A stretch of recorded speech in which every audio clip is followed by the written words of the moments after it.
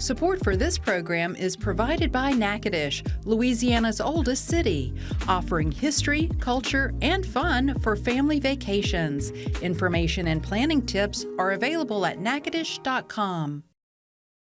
The annual Louisiana Sports Hall of Fame induction ceremony is sponsored by the following State Farm Insurance Agents of Louisiana.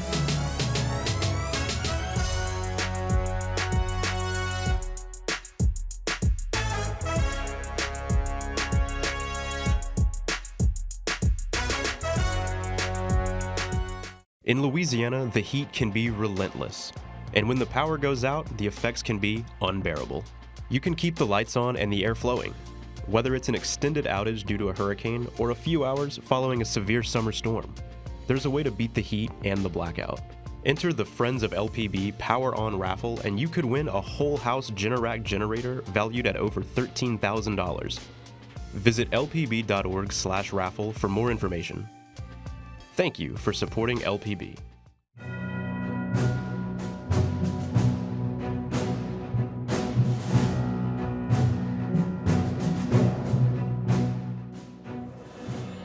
Hello, and welcome to your all-access look at the 2024 Louisiana Sports Hall of Fame.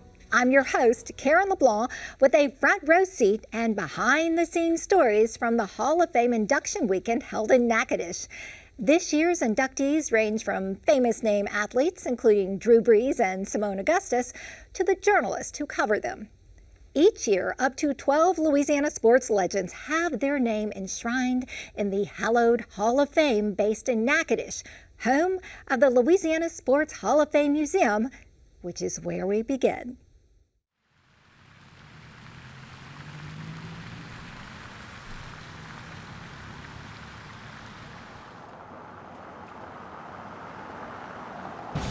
Along the banks of the Cane River Lake in downtown historic Natchitoches, you'll encounter an eye-catching structure that looks out of sorts with all the historic buildings.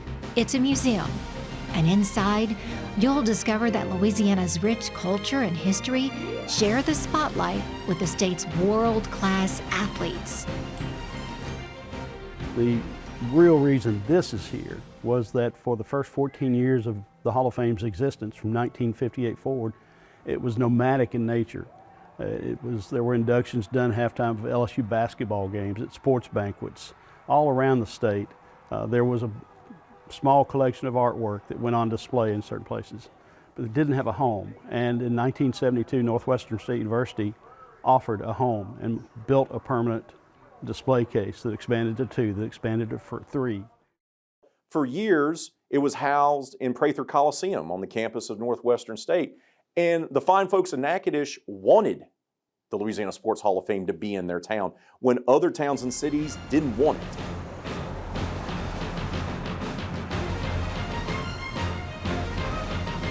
When it was built in 2003, we won the top architectural award in the world by Azure magazine. And if you look down this hallway, a lot of people guess, oh, it's a tunnel for the sports, but it's actually supposed to be the cut of a river, as we have Cane River Lake right outside. Even outside, we have the copper, and they have the louvered look of the copper, which is supposed to be the louvered look of plantation shutters. So that's really sort of the inspiration for the design of the building.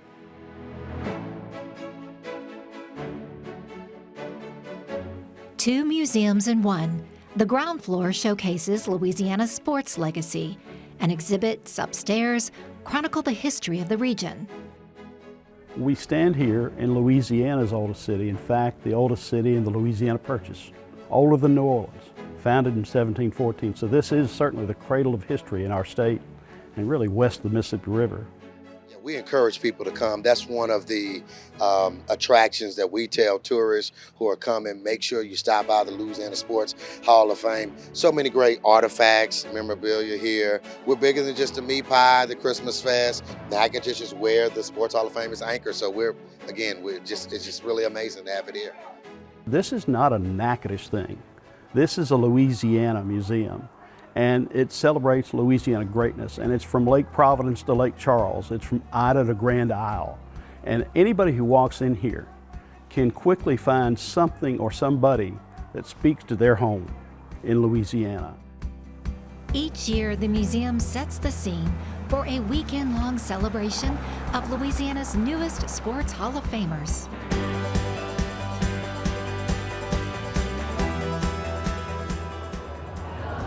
Welcome to the 2024 Louisiana Sports Hall of Fame celebration.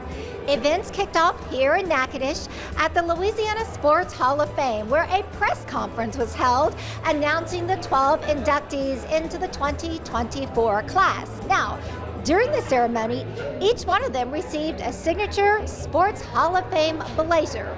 You could say it's a fashion statement of honor, and that's just the beginning. It's really overwhelming to be considered at a place that I called home for a long time. So to come back and be honored by the Hall, I'm going to cherish this weekend and enjoy it. When anytime your state or your nation honor you, that's great. That's joy. It means a lot to you. I mean, I received something like 7 or 8 other Hall of Famers, or maybe more than that. But this one meant more than any of them.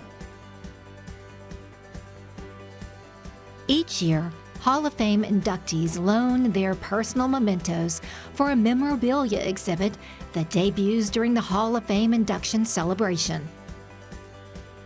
I brought my bobblehead, which is one of the bobbleheads that was created to kind of, enshrine me as far as one of the Olympians, 3-time Olympian, the London Olympics, Rio Olympics, as well as Beijing. I have my ball here. I'm the all-time leading scorer for the Minnesota Lynx with 3,600 points, 3,606 points, and also the inaugural McDonald's All-American game, which makes me feel old. What did you bring? Tell me about the memorabilia that you brought. Oh, well, this is the George Wolf Award. The other riders vote on it from around the nation. I spotted some memorabilia that Ray is holding out on. What is that? Yeah, it's a ring that they gave for the Breeders' Cup. It's ironic, they only gave it 1 year. They gave it to the jockey and the trainer, but they only gave it 1 year. And I was lucky enough to be the year they gave it. Well, that ring would go really nice with those two gold blingy bracelets in the case.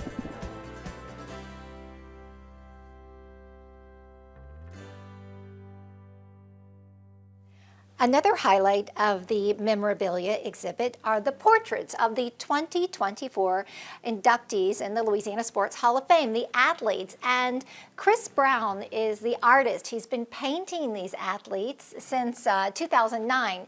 And here is a fascinating factoid. Chris is colorblind. You would never know from the bright renderings of these paintings.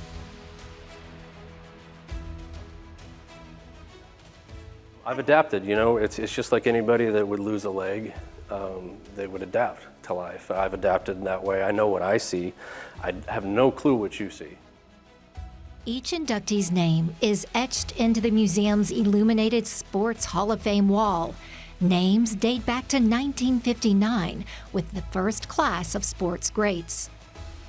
After, 16 years of working 10 or 12 portraits a year, it's starting to fill up with all these names that I know and I love and I'm invested in, and I consider them all friends, so it's pretty cool. During the Sports Hall of Fame induction weekend, Chris presents each inductee with an official portrait print, which is the culmination of months of work in his studio.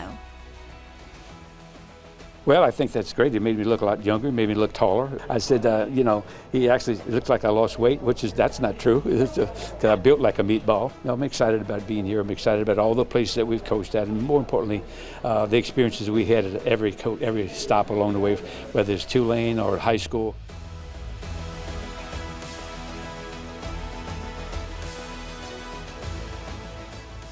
With such a rich pool of talent in our state, how are the names selected each year to be the newest inductees to the Louisiana Sports Hall of Fame? Well, the process begins each summer, where a committee of sports writers gather to narrow down the hundreds of names to a select few who will be forever enshrined among the state's greatest sports contributors.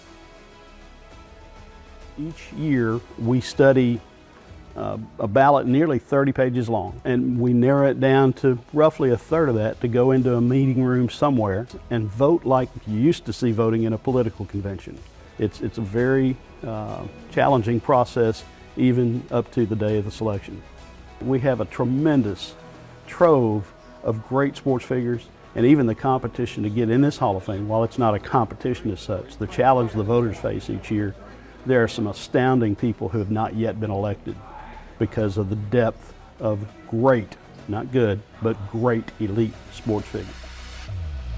Fast forward 10 months later to the biggest night in Louisiana sports, where the inductees of the 2024 Louisiana Sports Hall of Fame class are celebrated. Let's recognize these Louisiana Sports Hall of Famers.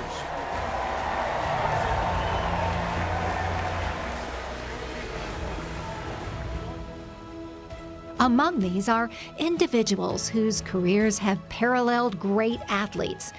We introduce our first inductee of the 2024 Hall of Fame class, Bobby Ardoin, recognized by his peers as a recipient of the Distinguished Award in Sports Journalism. Bobby can cover everything, and Bobby has covered everything. He's covered everything from high school, college, pro football, to murder trials, to city council meetings, parish council meetings. That's a unique talent. He covers a national championship game the same way he would cover a Tuesday non-conference soccer match in St. Landry Parish. He treats it the same way, with respect and dignity, and that's why he's one of the best. Back when newspapers had hard and fast deadlines, and here's a game that would end at 9:55. Bobby would have that story in by 10 o'clock. But he made the transition. He does things for websites. He does a lot of social media. He keeps the public informed, and that's the big thing that he does, is that he has kept up with the times. When people need the news in St. Landry Parish, Bobby Ardoin is a name they turn to and a name they trust. Hall of Fame broadcaster Lynn Rollins shares a conversation with Bobby that reflects on his career, which began over 50 years ago. I call you a Renaissance journalist because you've worked in newspaper, you've excelled in newspaper, excelled in radio, excelled in television, and an English teacher. You've written sports, he's written hard news. He has kept up with the times. Not everybody has, Bobby. It's been a challenge, I know.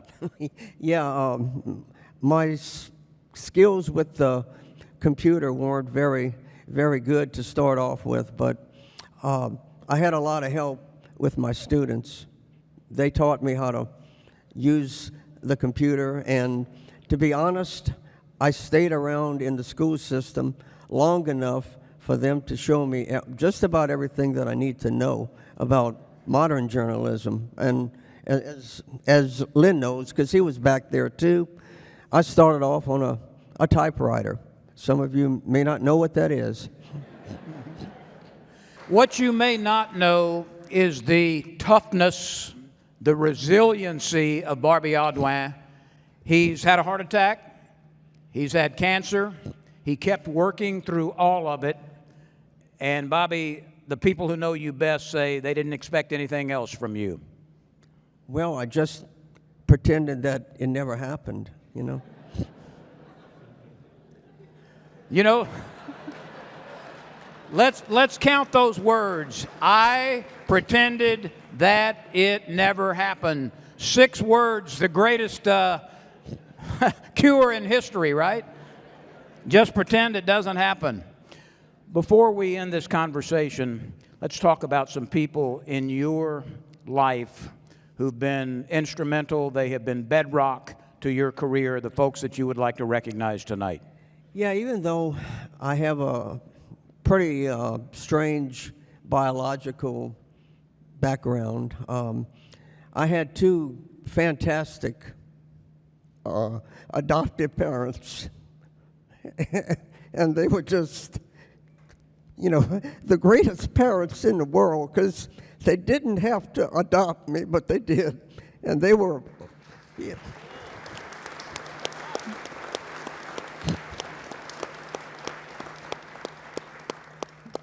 They were in their late 40s when they adopted me, and it was like being raised by my grandparents. But they let me do just about anything that I wanted, although I wasn't always a summer's breeze, I promise you. And I won't tell you some of the mischief that I got into, but they were great, and they're really the reason why that I'm here today. The Journalism Awards continue with our second inductee in the Hall of Fame class of 2024. Ron Higgins followed in the footsteps of his father, Carl Ace Higgins, a well-respected sports communicator who served as the sports information director for LSU athletics in the 1950s and 60s. A young Ron Higgins would get his first crack at sports writing as a teenager, which would be the spark that ignited a career in sports media that has led him to covering local and national sporting events, Super Bowls, NCAA Final Fours, Olympic Games, and beyond. The name Ace Higgins was so symbolic in the world of Louisiana sports journalism. The LSWA still has an award named the Ace Higgins Award. But Ron Higgins has really stepped that forward an awful lot and has done some amazing things in his career.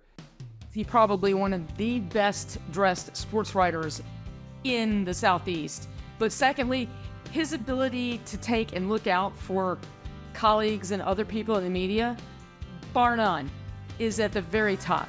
He absolutely loves basketball. I think he is best known nationally for his work in football because of what LSU has done. And he's been on top of that beat for a long time. He has made it a point to kind of mentor younger journalists that have come up. Mad Dog has done that with a couple of generations of younger sports journalists, and that's what kind of makes him great. Your father, Ace Higgins, so well respected, but died 3 days before Christmas when you were only 12 years old. And you had already had some limited experience in journalism. Did that propel you, or did that make you step back for a while? No, I kind of dove headfirst into it. In retrospect, maybe I should have stepped back. But from that point on, I just felt like I really wanted to prove myself. Because I knew since I was 8 I wanted to be a writer. I just loved it. And I just worked really hard at it. I just remember him telling me that, be fair with the way you write, be balanced with the way you write. If you write a column with an opinion, really believe in your opinion. Just don't write it to draw readers. Be ethical when you're dealing with people, and I tried to do that. I've always tried to do that. It disappoints me sometimes in journalism today that's not that way, that people write things basically just to get internet hits. And if you look at it and you're like, you're so disappointed that this is what your profession has come to, that you just basically like, why is this person writing that? That's not even a story. And I hate that. I mean, and it's kind of, made for some tough relationships with coaches and players because they don't know me from anybody else, and so they don't have any kind of natural trust or want to open up. And that kind of, I wish the business hadn't gone that direction. It bothers me. From those who wrote about sports greats to an individual who's considered one of the greatest of all time in his sport, our next inductee is NFL and New Orleans Saints quarterback Drew Brees. When Hurricane Katrina struck southeast Louisiana in 2005, it left many questioning the future of the Saints franchise. Brees was the leader fans were looking for, and as the saying goes, the rest is history. Back in 2006, I don't know that any one of us knew how significant that first season was going to be and how significant that team was going to be relative to the rebuild. I mean, that first game back in the Superdome, I think for anyone that was at that stadium that night, it was really hard to describe.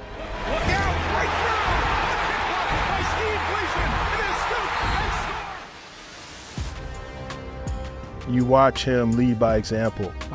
You see all the hard work that he puts in and the will to go out there and always compete.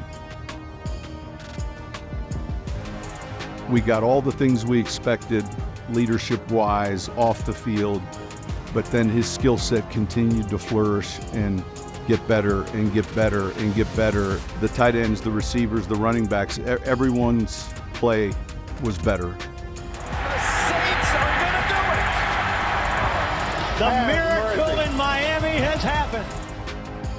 You know, when I first met Drew, when he first came here, he was so young, and I grew to meet he and eventually his family. I have a good relationship with all of our players, and Drew and I are very close.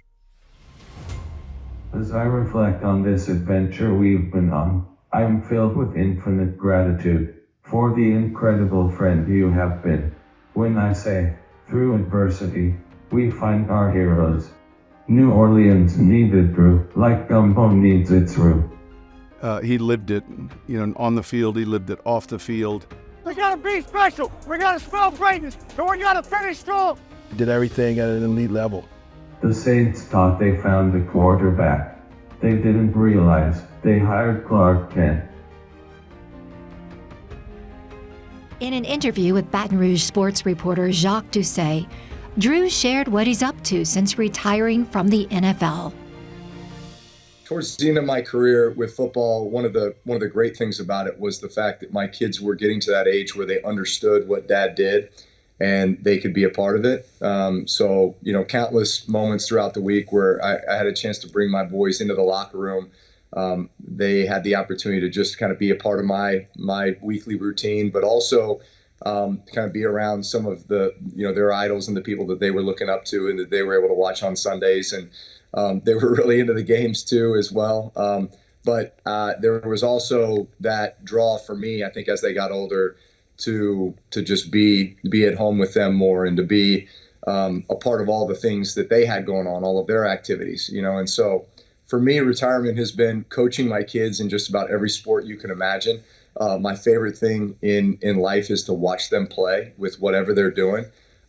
My daughter loves gymnastics. I love just taking her to gymnastics practice and sitting there and watching. I do miss the structure of football a little bit.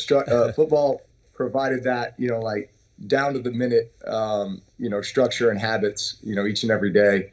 So it's a little bit of the Wild West at times with 4 kids around the house, but it's fun.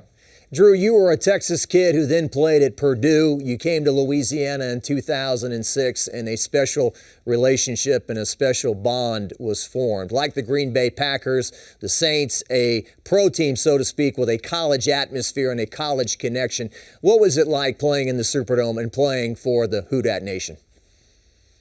It was unbelievable. Yeah, and it's funny how life works out because I never had any exposure with New Orleans. Didn't know much about it. Even when I was coming out of college at Purdue, going into the draft, there was a ton of possibilities as to places that I would end up. And New Orleans, wasn't one of those, so it was never really a topic. So to think of the sequence of events that just got me to a place where I was going to have the opportunity to come and play for the New Orleans Saints.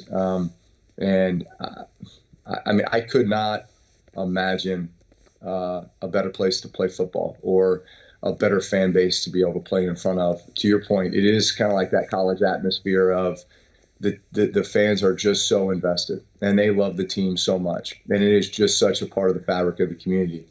And you feel that very quickly. And I've always felt like our connection between our team and the Who Dat Nation is really the example for professional sports across the world as to how a team can be integrated in the community in such a special way. Our next Hall of Famer heralds from St. Landry Parish, an area of the state with a rich horse racing history. And for Sunset native Ray Sibyl, the path to be a Hall of Fame jockey began at a very young age. I can always remember Ray wanting to ride ever since he was a little bitty boy. My mama would sit in the window sewing, and when she'd see Ray on that horse fly by, she wanted Daddy to take that horse away from the house. One Sunday, we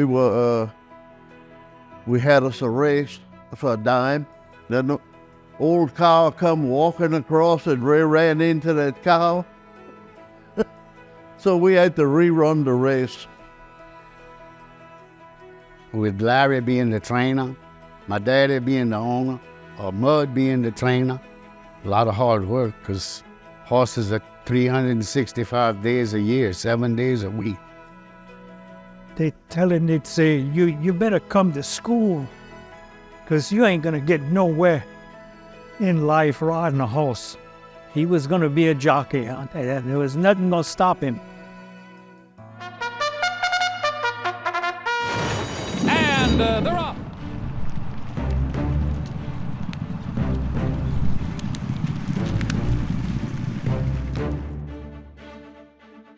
Over 4,000 career wins would shape the racing success of Seville. It was a tough circuit.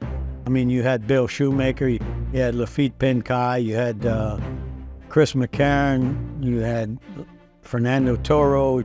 You were with the elite. Highlighted with a triumph at Churchill Downs in 1988 to win the Breeders' Cup Turf. I had rode that horse for Thad Ackle in the morning, right before Ray got on him. And I told Thad, I said, I'm not going to fit this horse. And so he got Ray. Now Ray Seville asking great communicator for run.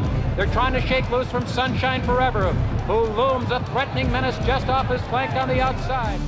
But that day, Ray was at his best, taking great communicator to the front as the rest of the pack started closing in on him. Great communicator, unyielding, Sunshine Forever, determined, great communicator will not be denied.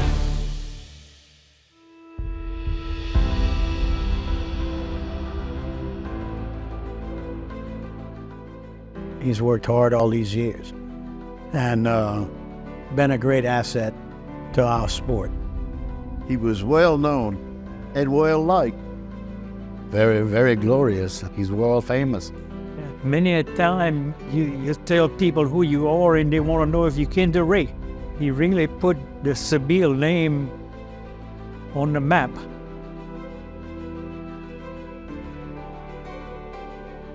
Sunset come to Natchitoches, huh? For a celebration. Yes. Welcome. Hope everybody's having a good Family over here. Absolutely. A lot of them heard them a little earlier as well. We saw in the video, at 5 or 6 years old, you were racing and the family was watching you. At that young age, what got you hooked into racing? Was it just being around the horses, or what was it that got you? I don't know.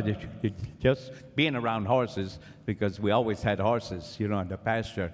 We'd go to catch them, me and my brothers, and we'd race them, and everything. And it was just a part of life that we did. And we all loved it. And I had two brothers that rode, Ronnie, one here, and another one, Jimmy, who got killed. But they both could be right here with me. If things would have worked out for them like it did for me, they'd both be right here too. You have over 4,000 wins. Obviously, if you would have won every race, we'd be talking about a whole other story right now. So that certainly means there were losses as well. But over 4,000 victories. How do you measure success? Being a jockey with the number of races that were under your belt, certainly over 4,000 wins is ridiculously impressive. But as a jockey, as a racer, after all these years, how do you measure success? Well, you measure success for me was, did I make that owner some money? Without the owners, we'd nothing. The owners, they pay all the bills, they pay all the vet bills, they pay everything, and without them, we don't have a game. And of course, we need the people that bet too, all $2 bettors. We need them too. But the owner, he gets all the bills and everything, and he's not going to win every time. But what he does need is a jockey that tries every time. And that's what I always tried to do. You and I had a chance to talk on the phone about a week ago, and speaking of basketball and football, unlike that, when basketball coaches and football coaches will tell you it's year-round now because they're recruiting, right, all the time. But there's a season for football that starts at the end of August, and we know it's going to end in January with the national championship. And basketball is going to start in November, and it's going to end with March Madness. There's no real season for horse racing. As your family said, it's 7 days a week, 365, right? And every holiday is our big day. The 4th of July, Memorial Day, Thanksgiving, Christmas, New Year's, that's our biggest days.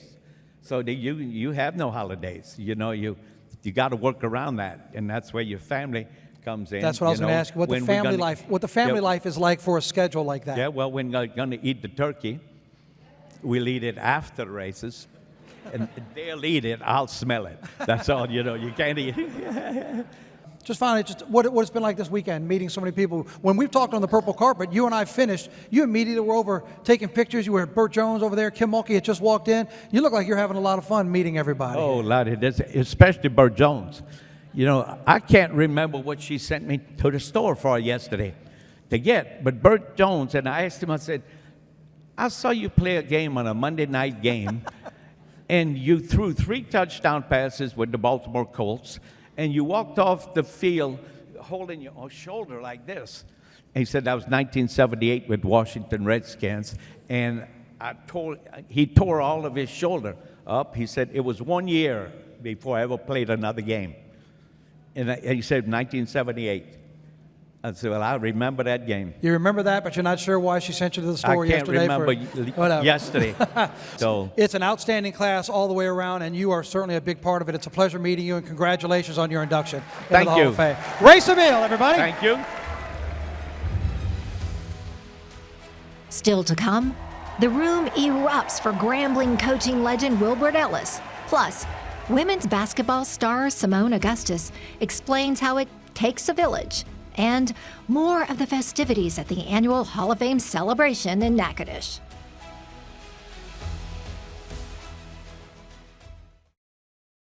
The annual Louisiana Sports Hall of Fame induction ceremony is sponsored by the following State Farm Insurance Agents of Louisiana.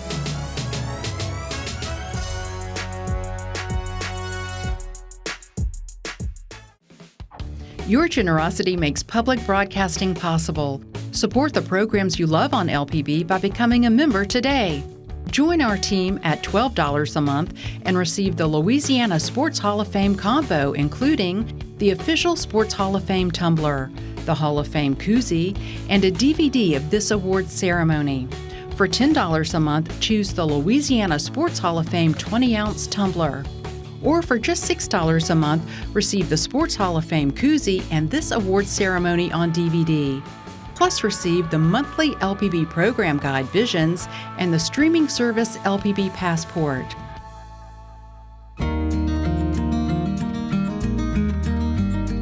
We also have a special credit card offer for one LPB superfan. For the first pledge of $1,500 or more on a credit card, receive the Natchitoches Christmas Experience, which includes a delightful array of festivities and accommodations.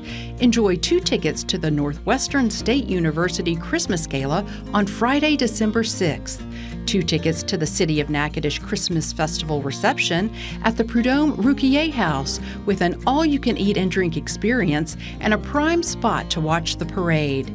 The package also includes admission for 2 to the Natchitoches Christmas Festival, renowned for its spectacular fireworks display, live music, kids' activities, and so much more. To complete the festive weekend, lodging is provided at the Church Street Inn.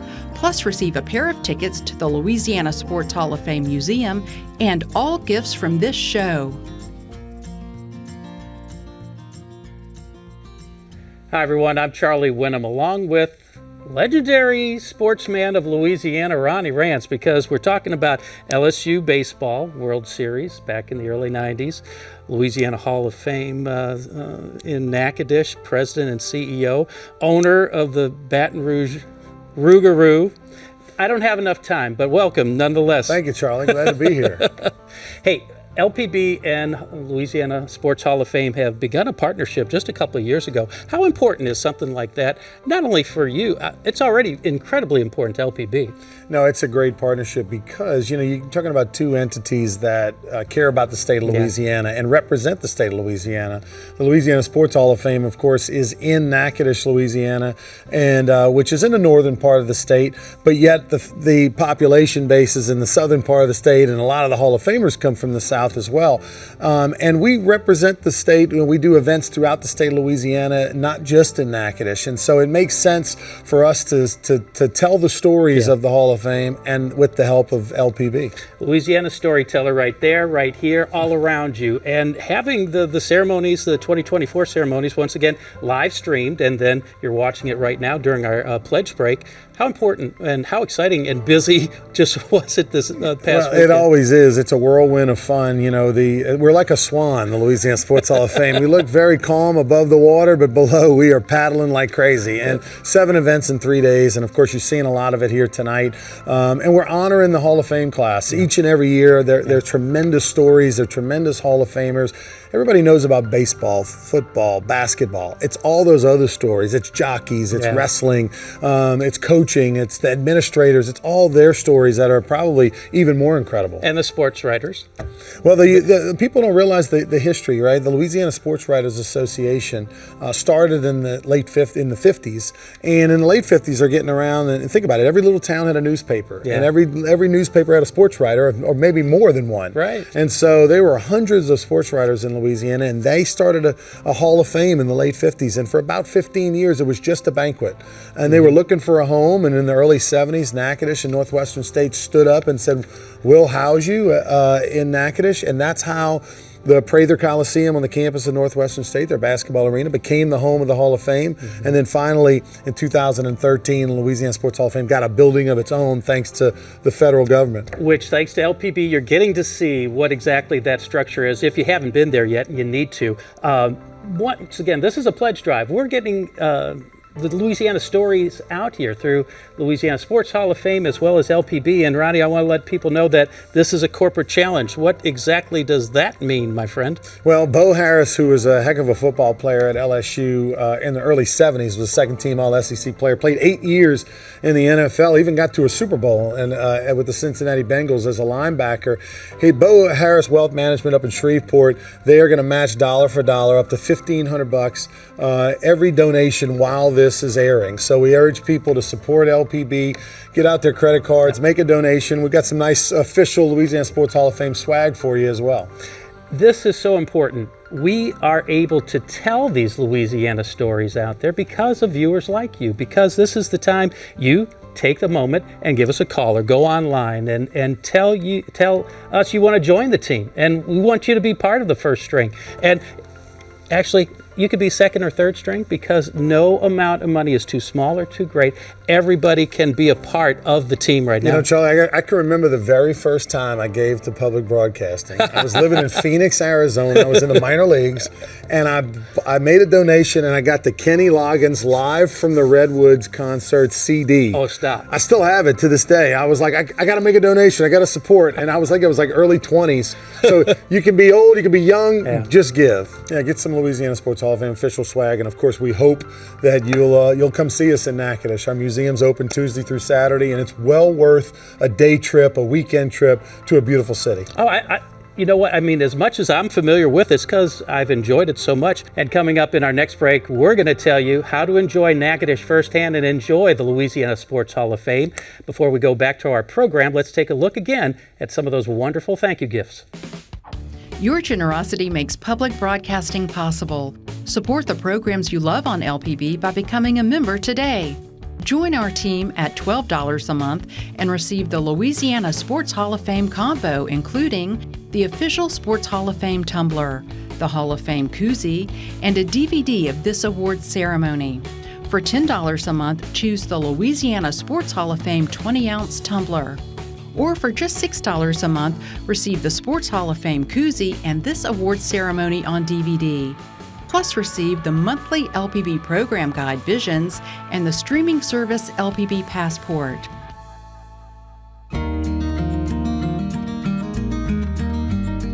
We also have a special credit card offer for one LPB superfan. For the first pledge of $1,500 or more on a credit card, receive the Natchitoches Christmas Experience, which includes a delightful array of festivities and accommodations. Enjoy 2 tickets to the Northwestern State University Christmas Gala on Friday, December 6th. 2 tickets to the City of Natchitoches Christmas Festival reception at the Prudhomme Rouquier House with an all-you-can-eat and drink experience and a prime spot to watch the parade. The package also includes admission for 2 to the Natchitoches Christmas Festival, renowned for its spectacular fireworks display, live music, kids' activities, and so much more. To complete the festive weekend, lodging is provided at the Church Street Inn. Plus, receive a pair of tickets to the Louisiana Sports Hall of Fame Museum and all gifts from this show.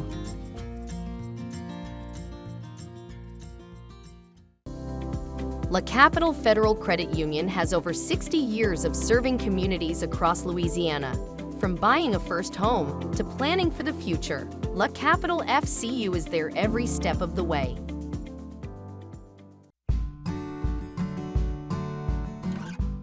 The annual Louisiana Sports Hall of Fame induction weekend is not just an awards ceremony, it's also an opportunity for honorees to spend quality time with family, friends, and fans. A celebrity bowling event is a fun way to showcase the natural competitive nature of these individuals. Oh, it's all in the flick of the wrist. It's not going this way, it's going this way. And it's the way you grab the ball, it's the way you position your hand on the ball, so it kind of works both ways. But I'm struggling a little bit right now, but I'll find my rhythm, I'll find my groove.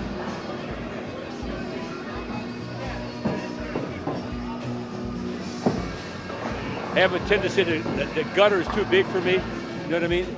I want a bigger ball or bigger pins, one of the two, But, it's exactly not my sport because I don't know what is. I'm still trying to figure that out.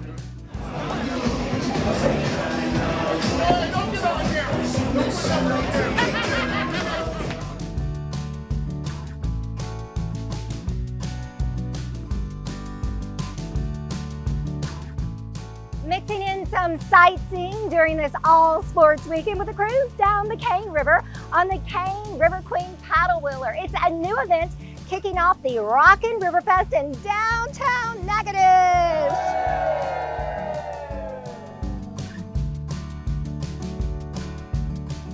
The party continues all day with events in and around the city of Natchitoches featuring live music, games, and fun for all ages. It's just exciting because just a warm welcome and reception that the state of Louisiana has shown me. It's just been unbelievable, the welcome they've shown me and my family, and this spin alone is second to none. And now we're gonna cap it off with a night of speeches and awards. It's gonna be outstanding. It's this joy of life, fellowship, and community that makes Louisiana unique and is carried around the world through the sports journeys taken by each athlete. I have my aunts, my brother, my mom, and just shows you the people that you can impact along this journey and the people that support you, because you got to have great support. And I see it with my family and my friends, teammates. I got some coaches coming in tomorrow. It's awesome. This is true with the next inductee, Carrie Joseph, a multi-sports standout in high school and a college record breaker at McNeese in football. Carrie Joseph's career led him from the Bayou State to playing in the NFL, a world championship in Europe, and a champion in the Canadian Football League.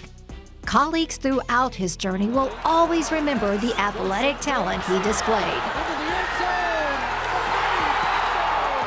I brought a 12-year-old all-star baseball team to Iberia Parish to face their all-stars, and Carrie Joseph was on the mound. Today I'll never forget. When somebody strikes out 15 of your batters, you never forget that. I remember covering a game against Como, and I had heard about him, but I had not seen an arm quite like his as a high school thrower around here for sure. Was Nicholls State Day. He comes there and scores 2 touchdowns. We win. And then Saturday started every game after that for the next 4 years. I've seen him throw the football the length of the football field. He went to the Cincinnati Bengals as a quarterback. He went to the Redskins as a running back. From there, he went to the World League, played safety, ended up getting picked up by the Seahawks. And then he sat out a year coaching high school football, and then the CFL picked him up. Is this football weather? Oh, man, love it. It's how it is in Louisiana. We just don't wear these ski masks in Louisiana. And he became a quarterback again. Joseph steps up, takes off, first down.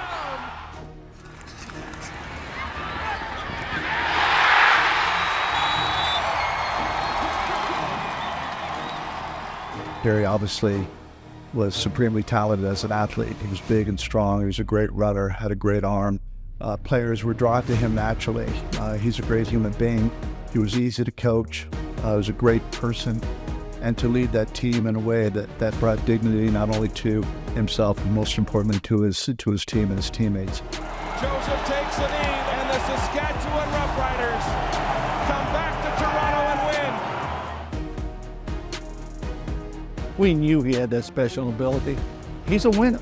He's always been a winner. Just an amazing journey for an amazing person. I'm a big fan, of course, I'm a true friend, and I love you, my brother. So much to talk about football, but as we heard in the video, you strike out 15 in a game, and certainly you had people say it's the best arm they had seen in baseball. Was baseball ever a thought, or was it always going to be your football? It's going to be your path? When I think about baseball, baseball was a love for me. I played it at a young age, played it all the way up until my sophomore year in high school. And just listening to that video, it kind of brings back some memories of being on the mound and being able to get it up in the mid-'80s as a youngster. But I just, for some reason, I decided to go throw the javelin and the discus and win state instead of playing baseball. And then football enters the scene, and you take over from there. So the success in high school, what landed you in Lake Charles to be a Cowboy at McNeese? I tell you what, I had an opportunity. I got offered by Southern University, Northwestern State University, UL Lafayette. I think it kind of made me upset. It was USL at the time. They wanted me to come and walk on as a punter and to be an athlete. So it kind of discouraged me a little bit. And I said, you know what, I might as well go down to Lake Charles. You saw Coach Bobby Kiesler up there talking about it. He was from New Iberia, went there for a visit. Just the opportunity, the atmosphere, you know, to go there, to get a degree, and to play with some great coaches and some great players. I decided to take my skill set to Lake Charles, and it probably was one of the best decisions I ever made. I wasn't sure I wanted to do that. I had an opportunity to come here to Northwestern, and I turned that visit down once my dad said, I think you need to turn around, go up in that room, and take that offer to McNeese. And I listened to my dad.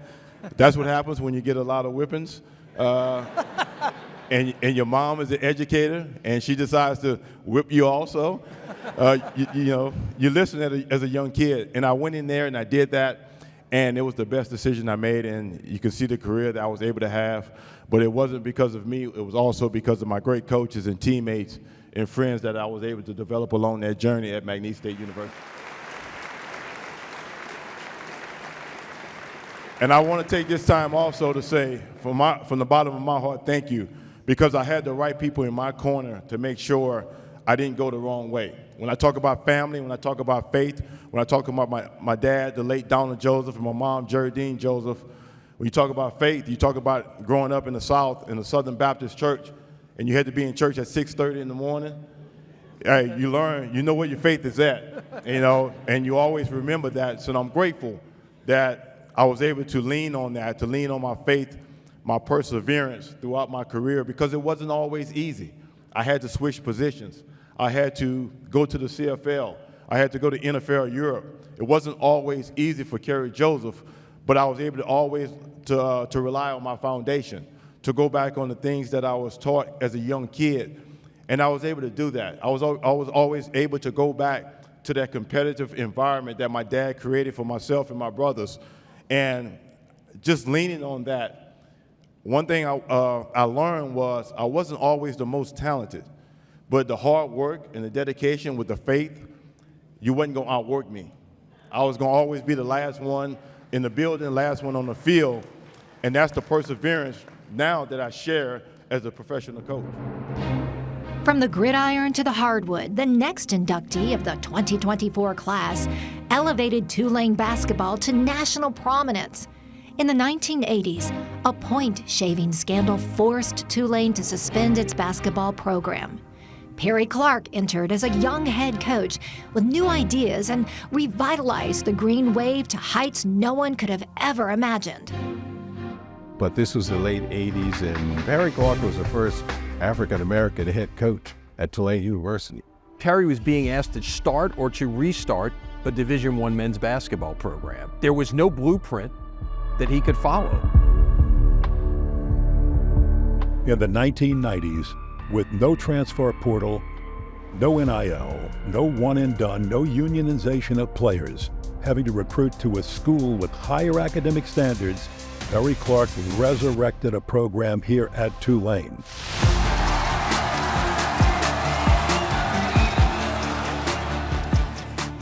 The Posse of Tulane win their first ever NCAA game. The biggest story in college basketball that year was Duke going for back-to-back national titles.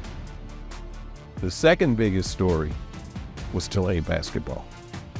We knew we were going to have an opportunity to be good, and we just kind of grew into, one of the top college basketball teams in the nation at that time. He quickly became the hottest ticket in town.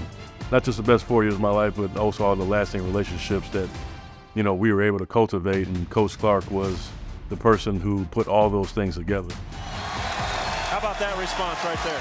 Says it all about college basketball. Not just Tulane basketball or in the state of Louisiana, but for what he did for college basketball during that time. We have nothing but great things to say about Coach, and just so proud of him.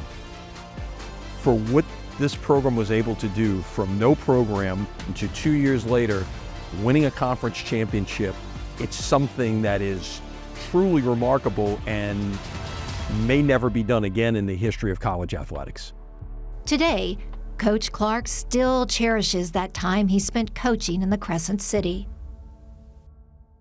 I am very, very privileged to be able to be in the state of Louisiana. The people here have absolutely inspired me in my growth as a person, as a coach.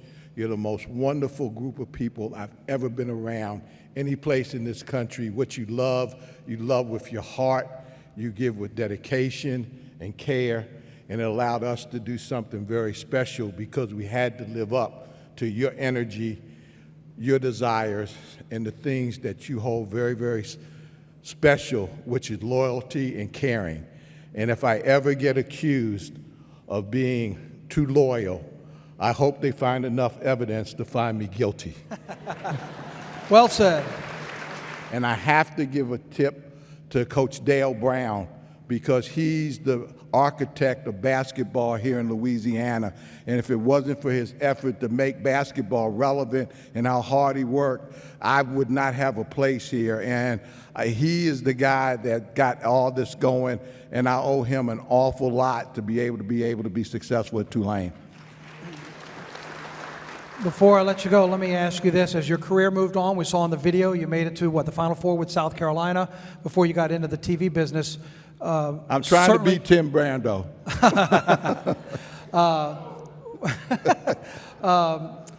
When you go to these other places and you finish up with South Carolina on the run you did, what was the biggest thing you maybe took from your Tulane experience that helped you at your other schools, and maybe even something that's still with you now when you're sitting on the sideline as an analyst?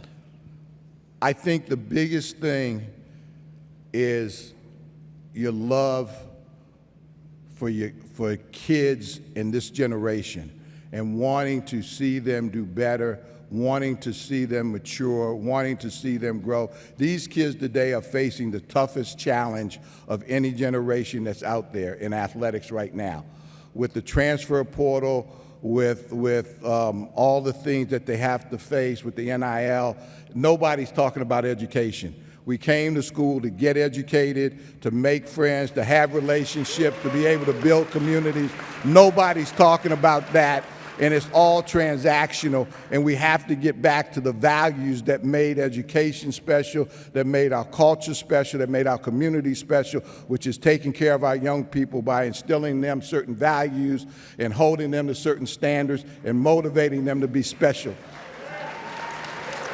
Very well said. And look, you have to stay tuned closely because it seems to be changing at lightning speed, right? There's a lot going on out there. But thank you for sharing your passion for Louisiana, how it affected you, and it's an honor to be on the stage as we induct you in the Hall of Fame. Congratulations, Coach. Thank you so Barry much. Clark, ladies and gentlemen.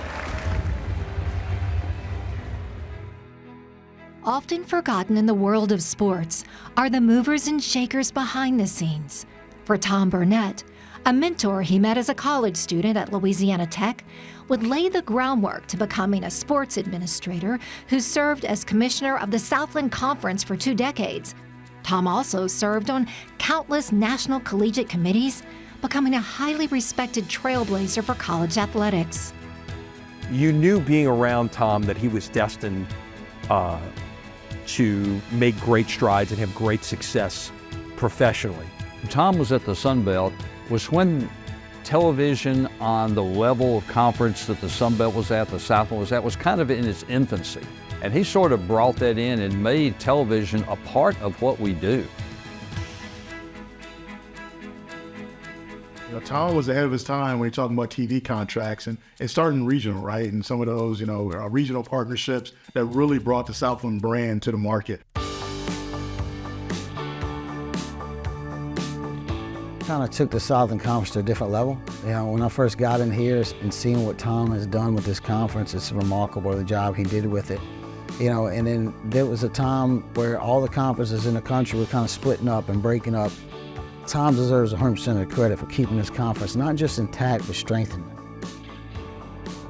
I think the most vivid thing I remember about Tom and the health and well-being of our student athletes was watching his leadership during 2020, during COVID. And Tom, always with the student athletes' health and well-being, whether it was testing, how are we going to have championship sporting events? America should be thankful because at one point in time, we weren't sure if March Madness would ever return to where it was. But because of Tom and the things that he was able to think up and persuade that group to do what was right by the student athlete. What I think sets Tom apart from a lot of others was his genuine concern for the student athlete. First and foremost, student athletes' welfare was the most important thing for Tom Burnett. But Tom did a great job of making every student athlete's experience first class. He made everybody feel like they were the most important person in the world. That says a heck of a lot about a leader. Innovation is the word that comes to my mind when I think of your leadership at the Southland Conference. Well, thank you, Lynn. I think the credit of that really goes to our school president. You saw Dr. Maggio there. He was a great leader in this conference. And yeah, thank you. Thank you, Chris. And we were so fortunate and blessed, and the Southland today is still led by a wonderful group of administrators. And they kind of gave me a carte blanche or a blank canvas to really work on some things. We didn't have television. We didn't have a single site basketball tournament. We were struggling academically, and we had the best turnaround in the APR that the coaches in the room and administrators know what I'm talking about, the NCAA academic standards. And that was really on the schools. But I really felt proud. We finally convinced the presidents how important this was and really turned around and put the Southland in great academic shape. And, we don't talk about that. That's not the sizzle. You mentioned, the video mentioned television and where we went from maybe 5 games a year on broadcast to that big contract we signed before I left the conference. So innovations in officiating, other things like that, corporate sponsors. It was the presidents and the athletic directors, and a few of them are here tonight, that allowed us to do that. I want to fast forward a couple of more years because now we come to Tom's joining national activities in the NCAA basketball tournament. He was the first FCS commissioner, the first to be named chairman of the NCAA Division I Men's Basketball Committee. That's the group that puts the whole thing together from selection to scheduling and everything else. It's a remarkable milestone in someone's career. And 2 of the 5 years that you served on that committee were especially meaningful and especially challenging, were they not? Yeah, because right in the middle of my service, it was the COVID year, and the selection committee was gathered in New York City, going through our weekly process. And, not only did we shut that down, we also had our Southland Conference tournament going on in Katy, Texas. And all of us on the committee knew what was coming, and we realized everything was going to shut down on, I think it was March 12th of 2020. And I had to find a quiet place to talk to my guys back at Katy John Williams, then our deputy commissioner. And the only place I could find that was quiet, we worked in a big, large suite. I had to go into the bathroom of the suite and close the door and talk. We had a women's game tipping off, and we had to cancel the women's game as they were approaching the jump circle to start the game. And I could hear them screaming and crying in the background, and I was the worst person in the world.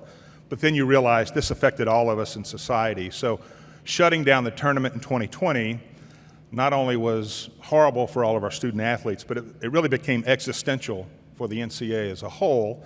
And then you fast forward to 2021, we weren't sure we were doing anything. And had we not done it, we'd have been in real trouble financially, especially in the Southland Conference, where all of our revenue comes from that NCAA tournament. We were able to play the controlled environment in Indianapolis. We figured it out. The women's tournament, of course, was in San Antonio. We made it happen, and CBS and Turner paid the NCAA 2 weeks later, and we all, hopefully got back to a little bit of normalcy, which then, of course, led to the chair year of 2022, a real full circle moment for me to bring the tournament back on the road to the traditional sites, and then to play the Final Four in New Orleans, in the Superdome, full circle, because I had started at the 1990 Southeast Regional in the Superdome as well. So just a wonderful opportunity for me. At midnight that night, I was no longer commissioner. I turned it over to Chris, and what a great pleasure. I think it's represented here in the portrait that the last thing I could do as commissioner was hand out the national championship trophy. When it comes to leadership, there may be none greater than the next inductee to the Louisiana Sports Hall of Fame 2024 class. Baseball coaching legend Wilbert Ellis becomes only the second ever recipient of the Louisiana Sports Ambassador Award, a much-deserved honor for a man who has carried the tradition of Grambling University for decades. He's never had an enemy that I ever known. He was a very calm coach, not high-tempered, very calm, just taught the game. He's the last of extended icons of coaches there at Grambling University, of the big three that we always say, with Coach Eddie Robinson, Coach Fred Hobby, and Coach Wilbert Ellis. Coach Ellis told us about what we could possibly do for Grambling, and told us about the rich tradition of Grambling baseball. I think when you talk about impact with Coach Ellis, it's bigger than just baseball for me. Looking at him as a spiritual leader, looking at him as a man of character, a man of honor, a man of integrity, and he's iconic. And so we really cherish those moments that we have a chance to talk to him, sit with him, and him to be around the team. When you have somebody as precious as he is, man, you just sit down and listen to everything that he says, try to soak up all that knowledge, because, man, he is a wealth for Grambling State University, and more importantly, man, he's been a great asset to me. Out of all the accomplishments, Coach Ellis still keeps God first in his life. He still lives by that principle of Matthew 6:33. Seek ye first the kingdom of God and all of his righteousness, and all these other things shall be added unto you. And he also believes that there's still a place in baseball for young African-American men. He was a coach, man. He got after. He's a hungry guy. He loves to win. And that's a big part of his tradition, and also Grambling. This is championship play. Yes, sir. And damn, you know who's champion? Grambling. You are. Grambling. We're going to keep doing it. Let's go. Grambling. Grambling. Grambling. Hell, baby, we Grambling.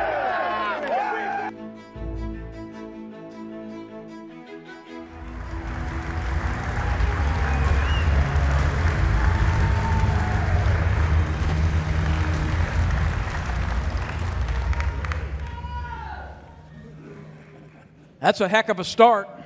And I'm telling you.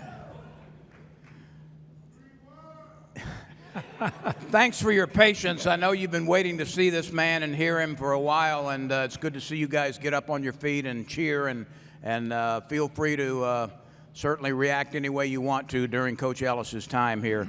I want to start Coach, with the acknowledgement of certainly your success in coaching as an assistant and as a head coach at Grambling, but even more than that, the impact that you've had on thousands of children over many, many, many years with your baseball camps. How did that get started, and what was your primary message? Well, first of all, I want to give praise and thanks to God, who's the head of my life.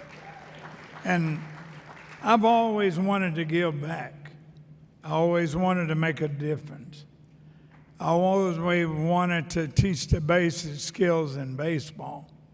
But I wanted to make sure that those skills would go into life and be able to motivate and get young people to get into the right roots and be able to make a difference in their lives. That was my prayer.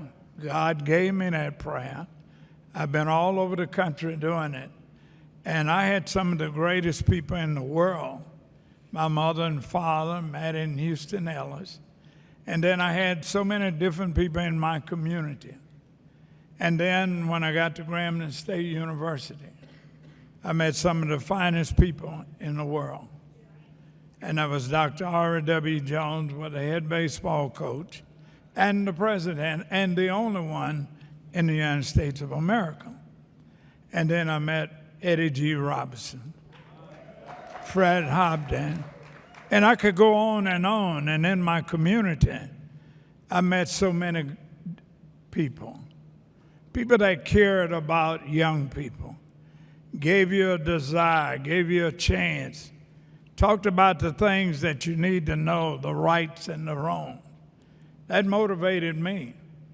And so as I met various persons, and I had a very outstanding family who cared about it. I had people in the community just kept motivating me. And I wanted to be the best. And I worked at that pretty hard. And I had a desire, my church. And let me do it like this. All the people that came tonight to support me and all around Louisiana State, I know Victor Hill here from the NCAA, would you all just stand and let America see you, please? Well, I'm proud of you. I'm proud of you. Now, that could be my speak tonight, you know? It could really be. I want to thank all of you. I know you didn't have to come, but you showed that somewhere down the line we've touched lives together. And I just love all of you. I wish I could call everybody's name. But let's get on. Yeah, thank you. One of the things that I always wanted to do, take baseball skills, teaching the basic fundamentals of the game of baseball. But I want to also take that and put it in teaching the life skills to individuals. We try to make a difference in the lives of our young people. We all need to be involved in that. We're in serious trouble. And it's not serious about one person. It's serious about the whole United States of America. We're going to have to come together. I know I didn't come to preach, but we're going to have to come together and do some things to make a difference in the lives of our young people. You know, they want to be helped. They want to be helped. And it's our duties and responsibility to help them. Would you do us all a favor? Yes, sir, I will. And keep preaching. Oh. Well, thank you for that. But I think everybody out here maybe have had some responsibility with young people, even in your home with your own children, even in the community, or wherever you are. Don't turn your head on them. They want to be helped. They want to be nursed. They want some direction. And don't be afraid to sit down and talk to them about direction. Tell them about right and wrong, going to church, doing great things in life. So when you see them again, They are up there doing great things. They can be a lawyer. They can be a doctor. But we have to work with them in such a way that we want to see our communities and our state and our nation a better place. Ladies and gentlemen, you can see why he is the Ambassador Award winner, only the second such award winner in the history of our organization, the new Hall of Famer, Wilbert Ellis.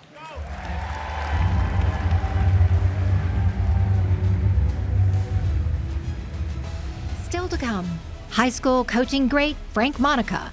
A wrestling duo takes center stage with Daniel Cormier and Kevin Jackson. And Seimone Augustus continues to shine as we wrap up the newest members of the Louisiana Sports Hall of Fame.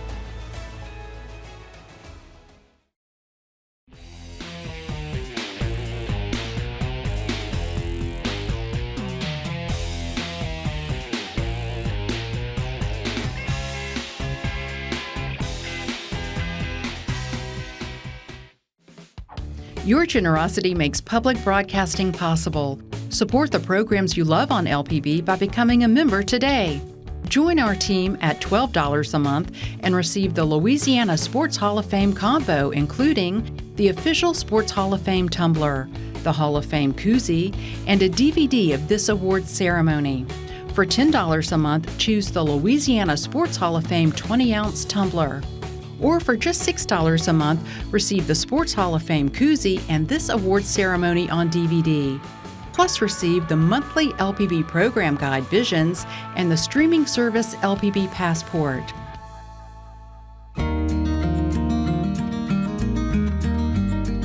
We also have a special credit card offer for one LPB superfan.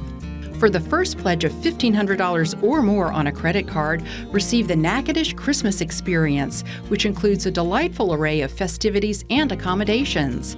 Enjoy 2 tickets to the Northwestern State University Christmas Gala on Friday, December 6th. 2 tickets to the City of Natchitoches Christmas Festival reception at the Prudhomme Rouquier House with an all-you-can-eat and drink experience and a prime spot to watch the parade. The package also includes admission for 2 to the Natchitoches Christmas Festival, renowned for its spectacular fireworks display, live music, kids' activities, and so much more. To complete the festive weekend, lodging is provided at the Church Street Inn. Plus, receive a pair of tickets to the Louisiana Sports Hall of Fame Museum and all gifts from this show. And welcome back, everyone. I'm Charlie Wynnum, friend of LPB. Right next to me, Ronnie Rance. You know him with Louisiana Sports Hall of Fame president and CEO, as well as LSU pitcher during World Series times of the early 90s. Welcome back. Thank you, Charlie. Glad to be here. How exciting, and what are those players and athletes that are being honored for the 2024 edition? Just exactly walk us through the process of what they thought about everything. Well, they thought it was amazing. You know, each and every class has the same reaction. You know, they're excited to go into the Hall of Fame. They kind of think they know what the weekend's going to be like, Right. But then it's way more emotional, way more heartfelt than they ever dreamed. When you get there and you bond with not only the Hall of Fame class of this year, but the past Hall of Famers. I mean, Right. people like Lionel Washington, 15-year NFL great, Kim Mulkey, and Burt Jones and others. Yeah. They come back every year, a lot of them. And so it's that brotherhood, that sisterhood that they didn't realize until the weekend. But the process is a simple one.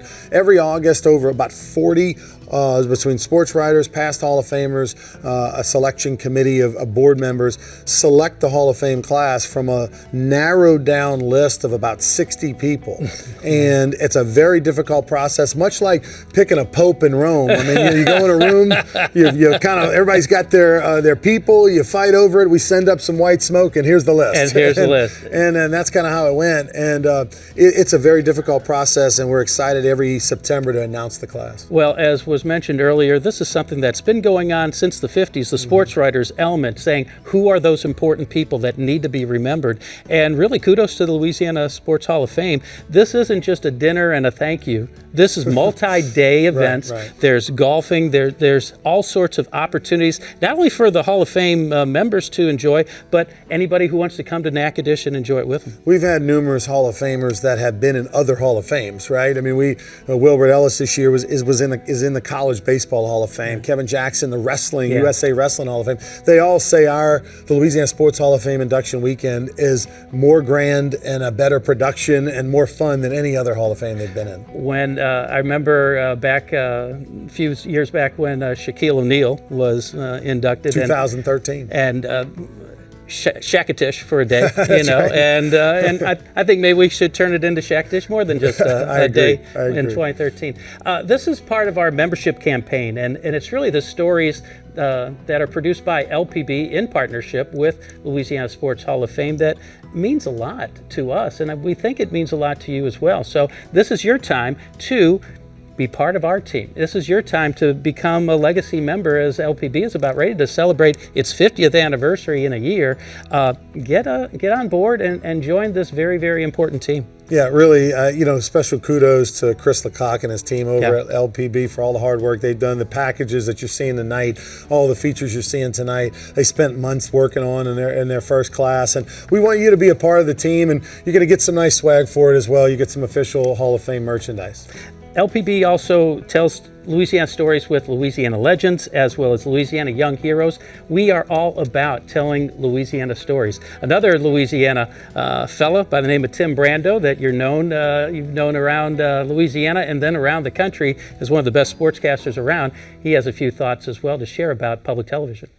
Anyone that's a career broadcaster knows of the impact of public broadcasting, and for me, LPB is something I grew up watching and being a part of, and when I lived and worked in Baton Rouge, right before I went to ESPN in 1986, a lot of the people that were at LPB at that time were friends of mine, contemporaries. Some of them hung around for a long, long time, and if they're not there, they're still making strong contributions to Louisiana public broadcasting.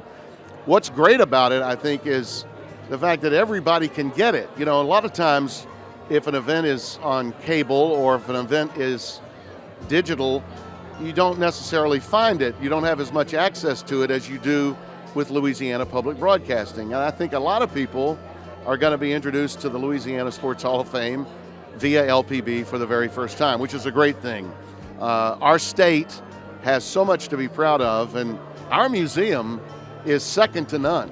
And the legacies of those that are part of Louisiana's Sports Hall of Fame is just amazing. It takes a backseat to no other Hall of Fame anywhere in the country. Thank you, Tim Brando, for those heartfelt words. And Ronnie, this is part of a corporate challenge, and what does that mean? Well, Bo Harris Wealth Management up in Shreveport, a great sportsman himself, former NFL player, is going to match dollar for dollar up to $1,500. The donations tonight to help support LPB, and it's continuing to broadcast and promote the Louisiana Sports Hall of Fame. Real quickly, too, a chance to make it to Natchitoches and give all sorts of tours of the Louisiana Sports Hall of Fame, spend some time, a couple of nights in Natchitoches. Christmas festival, no better time to visit Natchitoches than between November and the 1st of the year. We urge you to go there. The first pledge of $1,500 or more on a credit card. Thank you so much, and let's enjoy some more right now. Your generosity makes public broadcasting possible. Support the programs you love on LPB by becoming a member today. Join our team at $12 a month and receive the Louisiana Sports Hall of Fame combo, including the official Sports Hall of Fame tumbler, the Hall of Fame koozie, and a DVD of this awards ceremony. For $10 a month, choose the Louisiana Sports Hall of Fame 20-ounce tumbler. Or for just $6 a month, receive the Sports Hall of Fame koozie and this awards ceremony on DVD. Plus, receive the monthly LPB program guide Visions and the streaming service LPB Passport.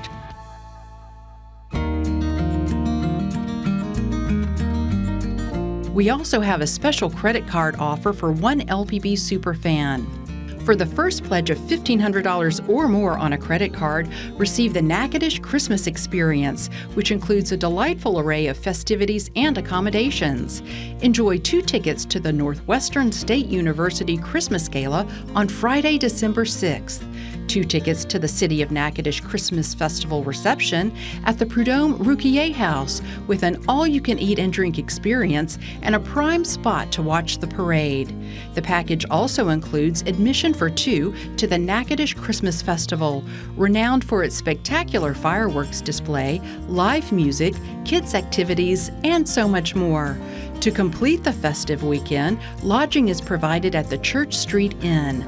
Plus, receive a pair of tickets to the Louisiana Sports Hall of Fame Museum and all gifts from this show.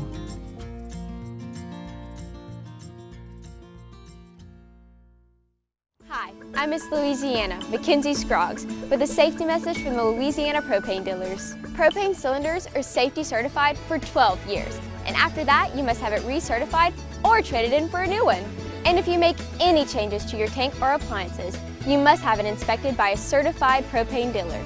And that's the law. To find out more, visit louisianapropane.com.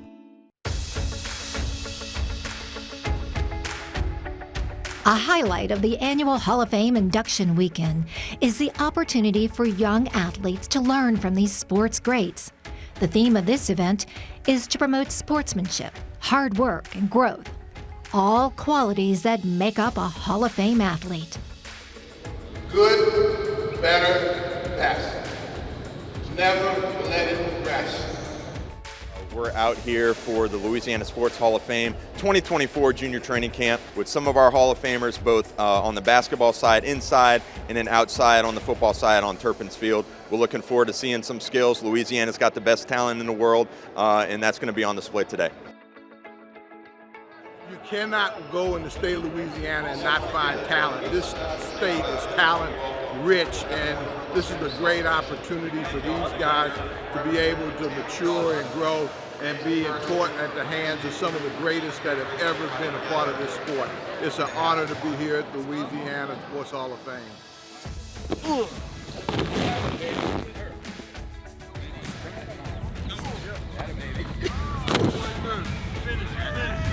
Up those arms. There you go. Yeah! Yeah!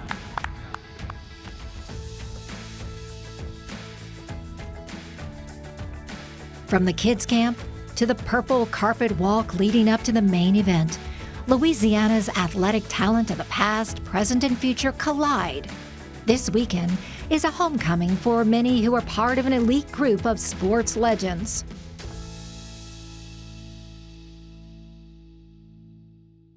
We are live on the purple carpet.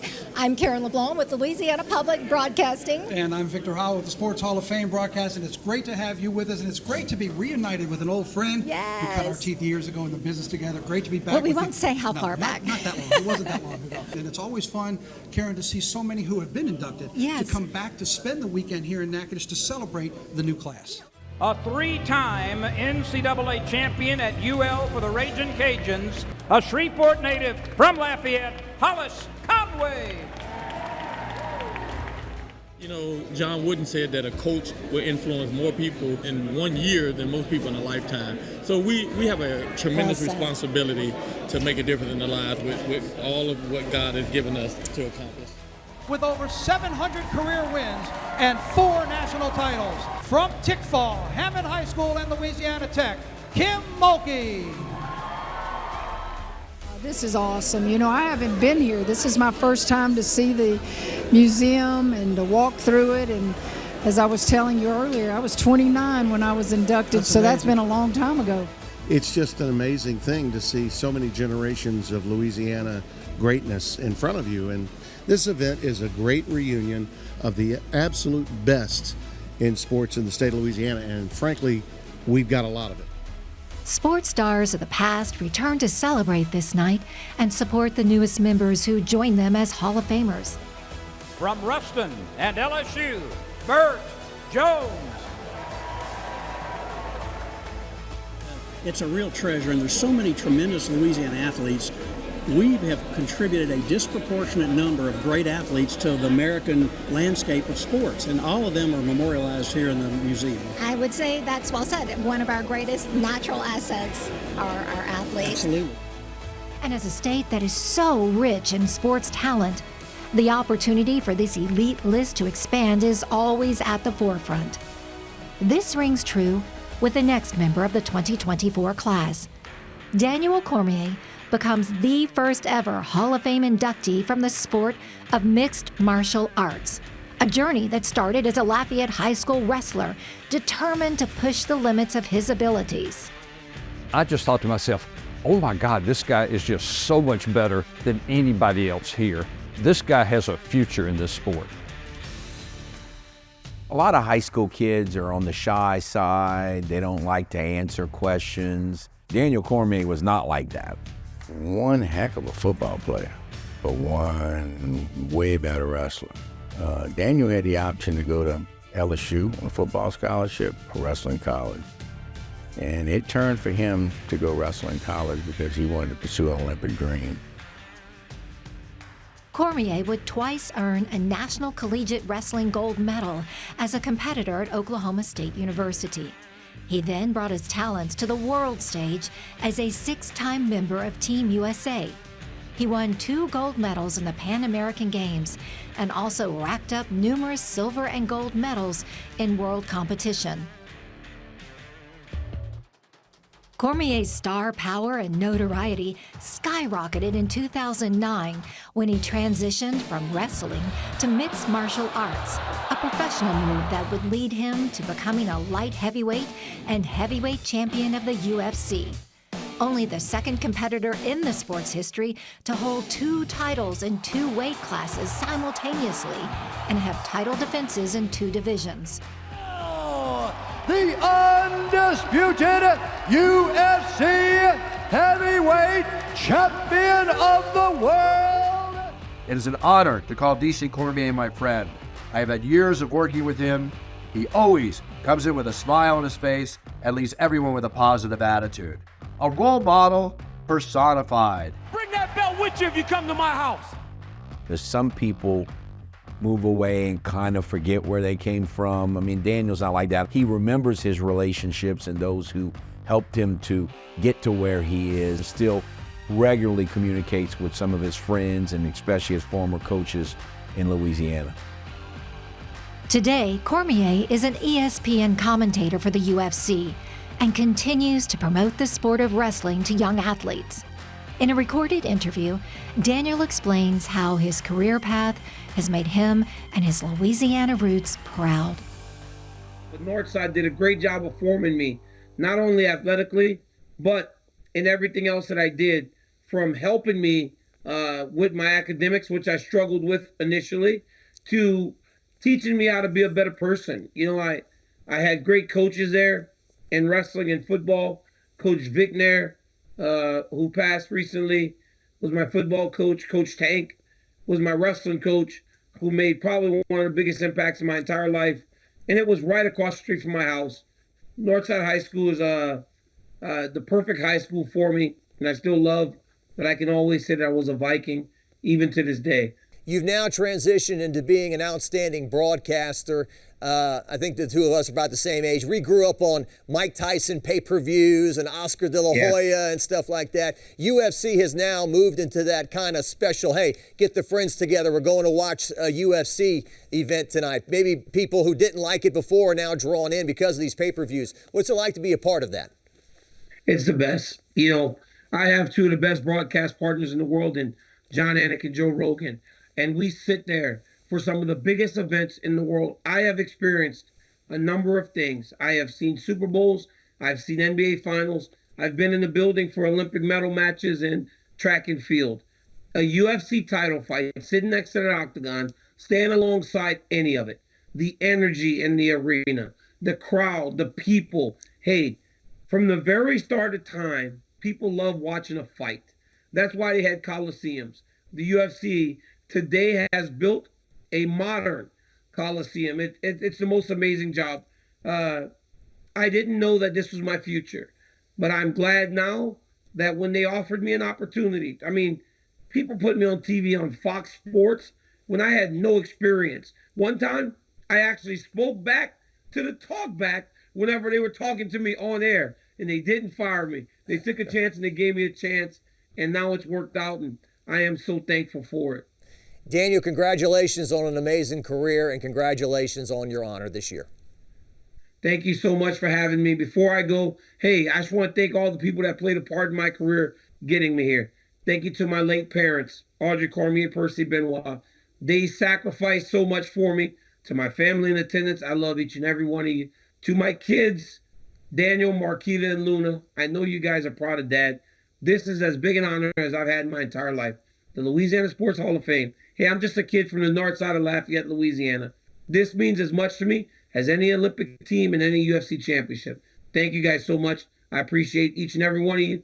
Boy, it's good to be a kid from Louisiana. I love you guys so much.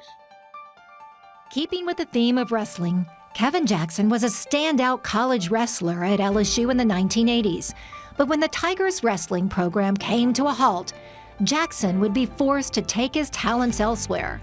That didn't stop him from achieving national collegiate success and then worldwide success as an Olympic gold medalist. Well, we were really fortunate at Iowa State to have Kevin transfer into our program after he had already accomplished to have been an All-American 3 times at LSU. We had an interesting group of people. We had young, tough guys, and we had maybe a group of guys that had underachieved to that point that were older. And I think Kevin kind of bridged the gap between those two groups of people, and they both had success. He was patient with his Olympic dream and really tried to pursue that as much as possible.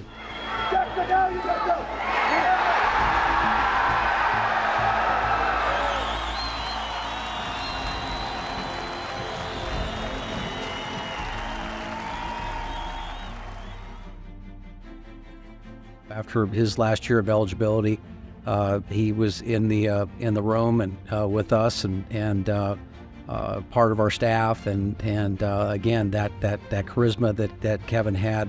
You get to understand yourself a little bit more as a competitor when you get a chance to coach. You gotta push back in and let it go. You gotta let it go. Exactly. You gotta let it go, man. He was a guy that I was really targeting because of everything he brings to the table. Is a former athlete, his coaching, and just the kind of person he is. And you know, he's a lot of fun. Anybody that knows him knows how fun KJ is, knows how enthusiastic he is, and what a spirited person he is.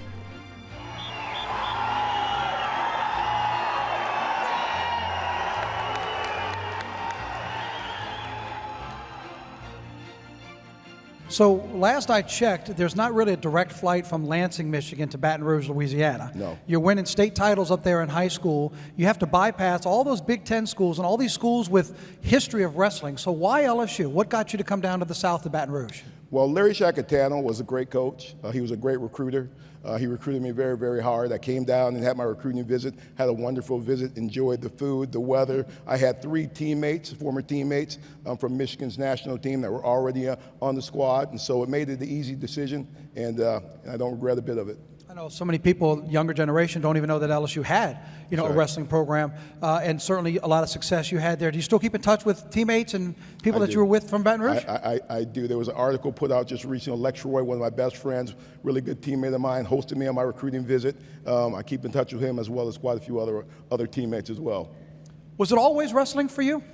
Well, my passion was football. Football was my passion. I thought I'd be in the pros playing football. I played all through high school, but I got more offers in wrestling and more opportunities to wrestle. So I chose wrestling, and I think I made the right decision. Was there something else that stood out to you from your Olympic moment, or maybe the journey to get to the point where you were crowned as a gold medalist? Well, I had an Olympic moment at the Olympic Games. I think when you go into the Olympic Games, you can't look at it as the biggest spectacle of sports in the world. You have to put it on the pedestal that's meant to be achieved. And so I went in there with the mindset that I'm wrestling against competitors that I competed against in the past. That it's a tournament that's meant for me to win. But I tell you, when I did get that special feeling, it was after I won the Olympic gold medal, and that evening was closing ceremonies. And I'm not sure if you know, but at closing ceremonies, there's still events going on. And then even after closing ceremonies, the day after, there's events going on. So when we enter the Olympic Stadium, it's different from opening ceremonies. Opening ceremonies, you're on the stadium floor dressed in coat and ties. Closing ceremonies, you're in the stands with other Olympians, with other athletes, and you're kind of looking at what's going on the field of play in the stadium. And what I noticed sitting there is women warming up on the track, and I seen a man high jump over a high bar, and I seen a javelin come flying through the air, and I'm like, man, this is it. This is the Olympic Games, the great games that Jesse Owens, Jim Thorpe, Muhammad Ali, Mary Lou Retton had competed in, and Kevin Jackson, are now a part of history. And it was an overwhelming sense of achievement. It was a greatest sense of achievement I ever experienced, but I tell you what, I'm having that same feeling right now. Switching gears from the wrestling ring to Friday Night Lights, Coach Frank Monica has achieved something no other high school coach in the state has ever accomplished. 3 football state titles at 3 different schools. He's our next honoree of this Hall of Fame class, whose character has touched the lives of countless young athletes. You know, I've never seen a coach have so much passion taking teenage boys and turning them into young men. Coach Monica and I crossed paths 40 years ago. He's one of the icons in this business.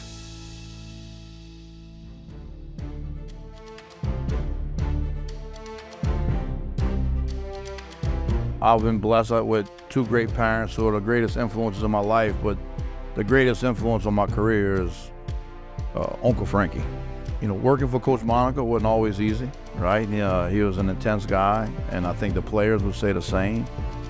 But it's definitely something that when you look back on, you really appreciate going through those struggles, and you really understand that all he ever wanted was for you to be the best. He's a guy that everybody looks up to. He's such an inspiration to coaches who have coached at every level and aspired to be where he was, and he's a great mentor of young coaches, and the kids that play for him absolutely love him.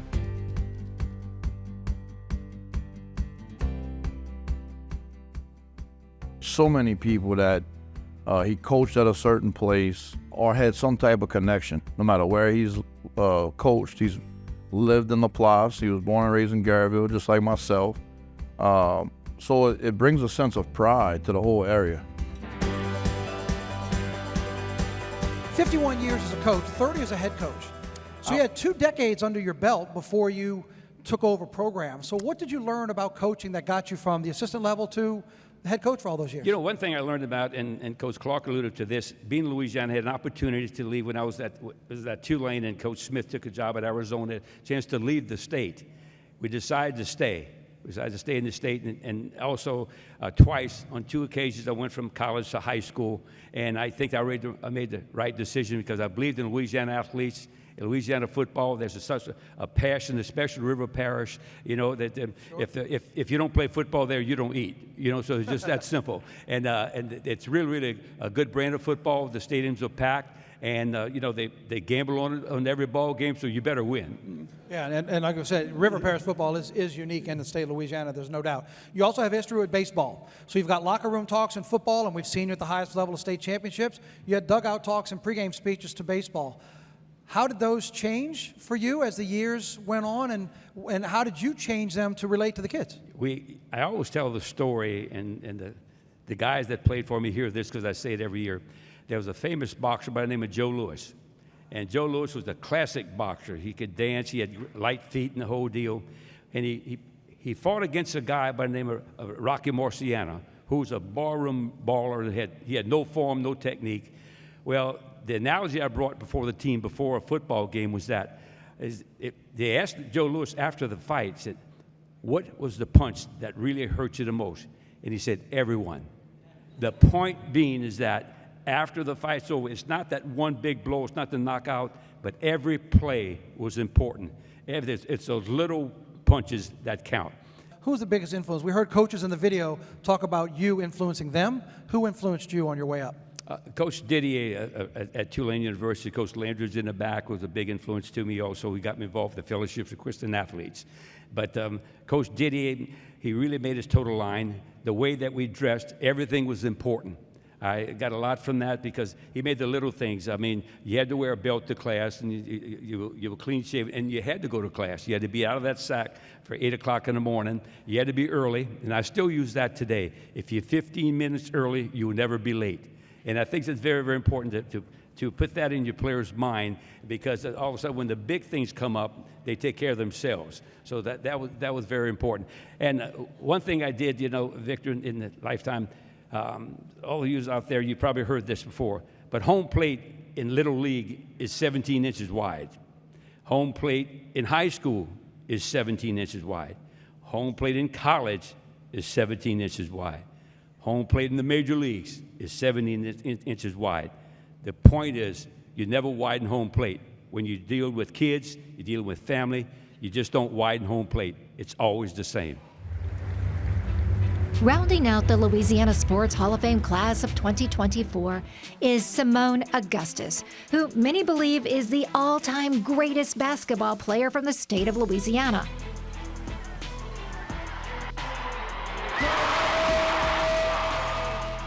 She was always hardworking. She was always eager to learn.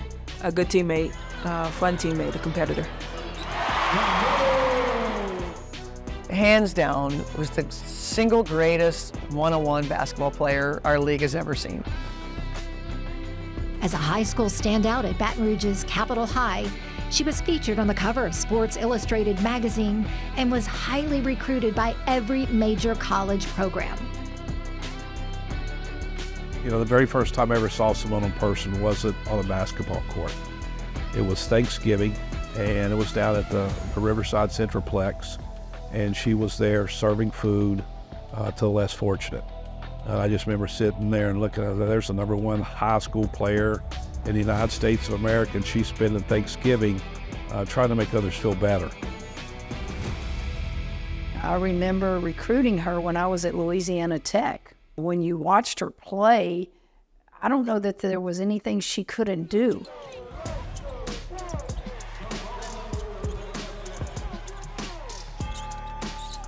Staying close to home, Seimone brought a spark to the LSU women's basketball program and would become one of the most decorated collegiate athletes.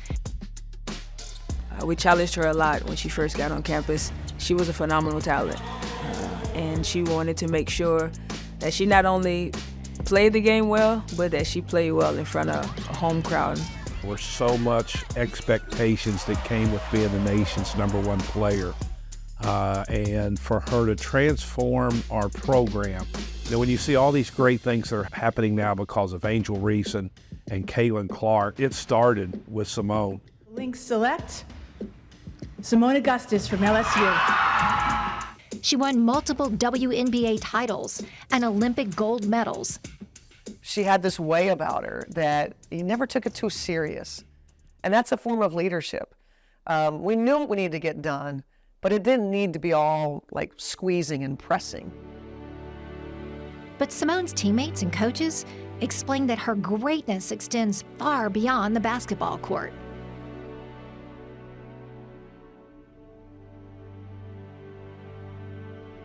One of the most moving moments of Seimone's career was when she was on stage at a press conference in Rio de Janeiro at the Olympics as the flooding was happening in Baton Rouge. To know that everyone back home is going through something. Everyone has lost something. Me and Coach was just talking about 40,000 people lost their homes, and they still try to go to maybe the local, night spot or the local restaurants where they know the game will be played to just kind of watch, to cheer me on. And it's just, honor and privilege. In Baton Rouge, this is for you. Her parents are her biggest supporters, and they're so proud of her. And when I came back to coach at LSU, they were some of the first people to come to practice. I don't think Seimone is done. To see how much she's grown as a person into the woman that she is now, like a caterpillar turned into a butterfly. She's blossomed. She has done all of it with an amazing amount of humility. That's why she's not just a Hall of Fame player, but a Hall of Fame person.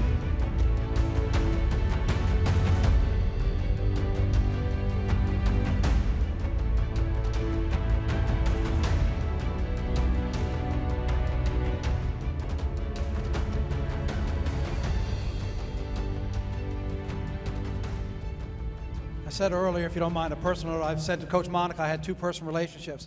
Coach Monica, because I covered him for my 11 years in local TV when he was a coach, and this young woman because I covered her when she was in her high school days, and here we are sitting. So it is quite a personal honor for me, Seimone, to be here with you.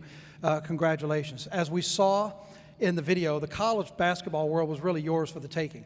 I know you had offers everywhere. You wound up staying 5 miles from home, though. What was it about LSU, and what did they do to make you go from Capital and being a Lion to being a Tiger right down the street? I think it was a lot of factors. Obviously, during that time, Connecticut and Tennessee had a chokehold on the recruiting game, and most of my peers figured if going to one of those schools was going to help them get to the next level. So a lot of them just, even when the letter came into the mail, they was like, I'm committing. And I was just like, you're not going to take a visit? You're not going to go see what's going on, meet your teammates or anything? And they said, no.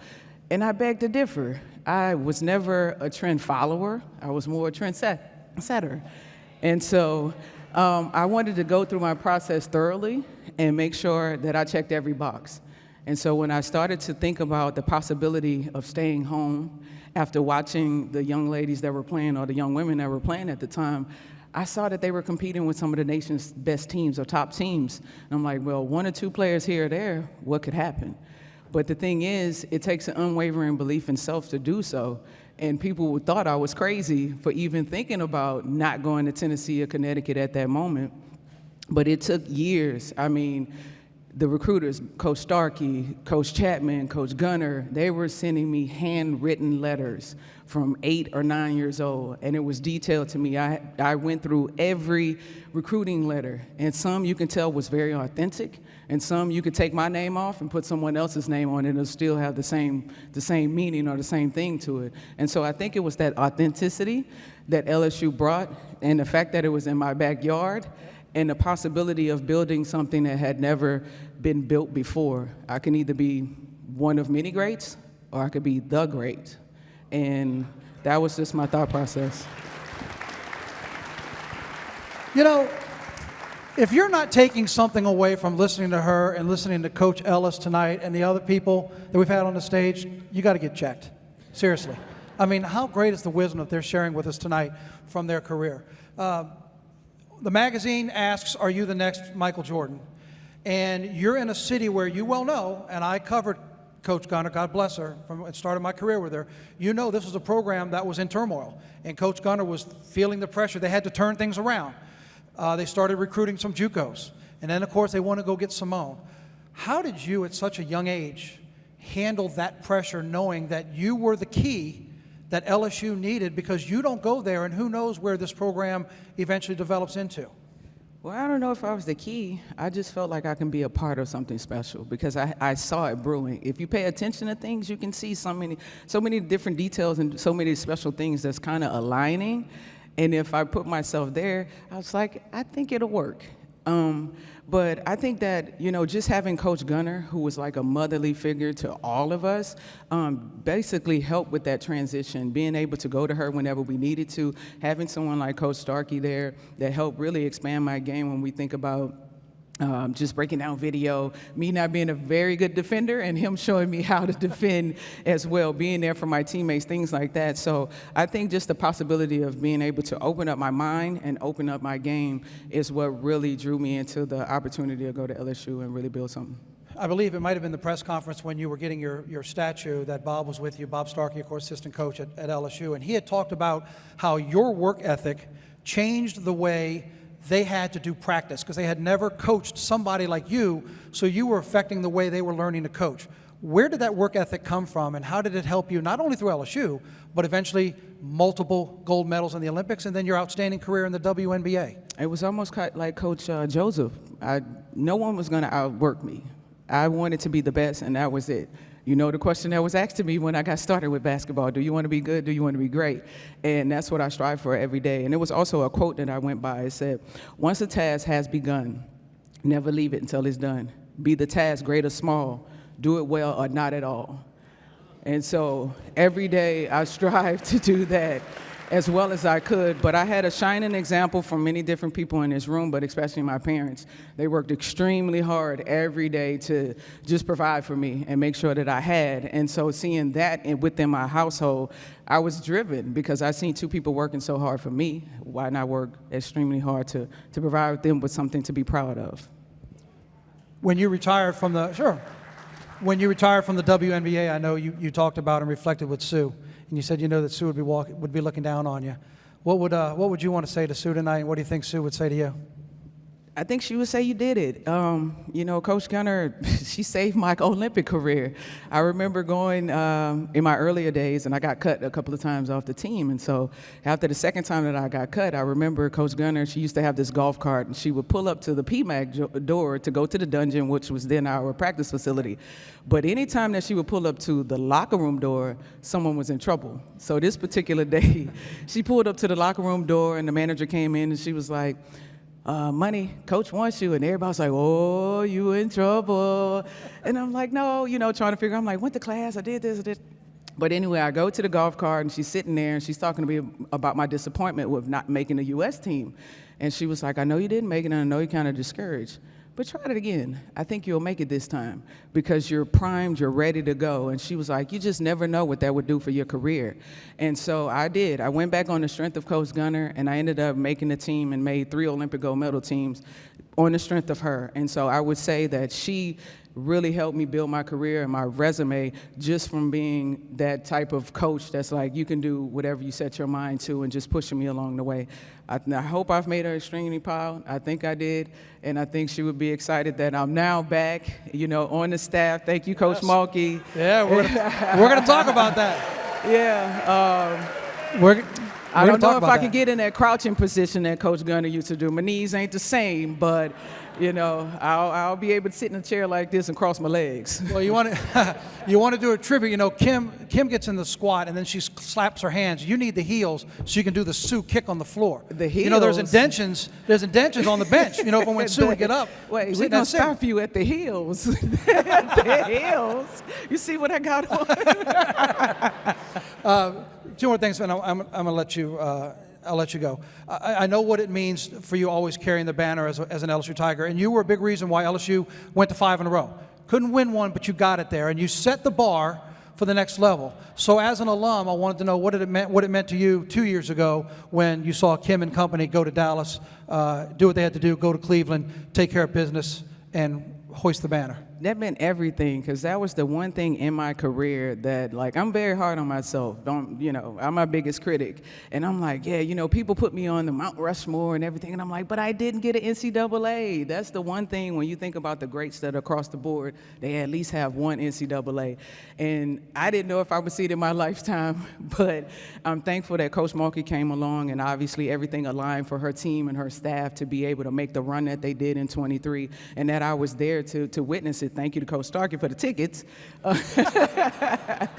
But it was just a beautiful journey, and to see everything come together. They played their best basketball at the right time, and it was just beautiful to finally see a banner being hung in the PMAC. And it's just like a release for all of us that have put so much time, effort, and sweat into the game, you know, for the Tigers, just to see that come home.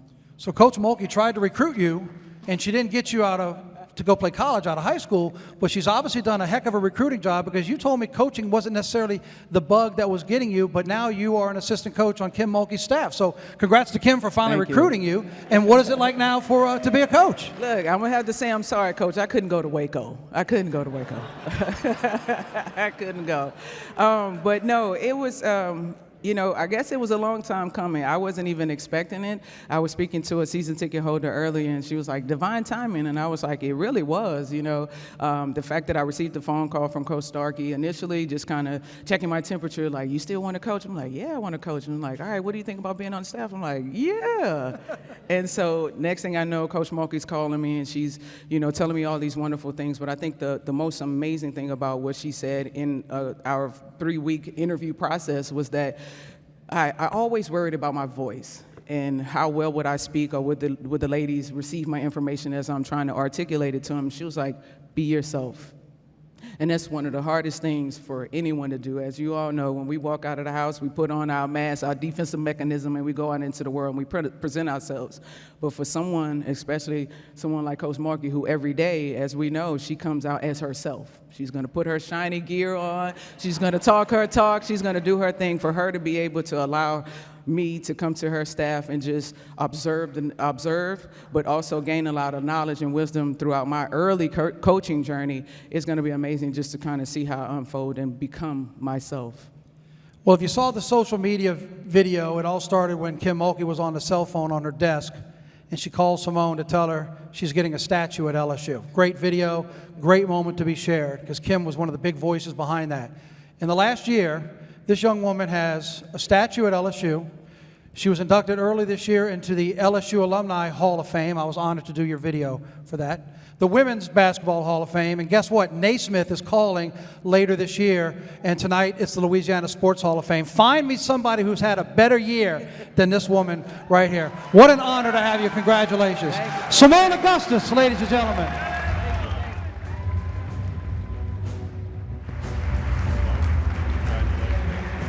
These 12 individuals expand the Hall of Fame to 491 members, an elite list of competitors, ambassadors, and journalists who will forever hold the title as Louisiana Sports Hall of Famer.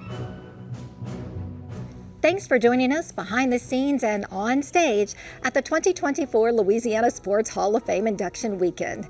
You can watch the full ceremony at lpb.org/sports. And for more inspiring inductee stories, stay tuned for LPB's special series, Behind the Glory, which will feature one-on-one interviews with each of the 2024 Hall of Famers. Thanks for joining us for this special presentation. I'm Karen LeBlanc. We'll see you soon.